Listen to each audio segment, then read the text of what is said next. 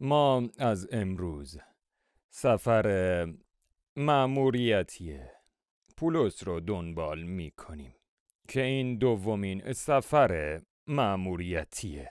خیلی خوب، دومین سفر مأموریتی حاوی اطلاعات خیلی زیادی هستش. به همین خاطره که ما روی سفر دوم مأموریتی یه مقدار با عمق بیشتری تمرکز خواهیم کرد. با عمق بیشتر. خب نه. و حالا با جزئیات بیشتر میگیم.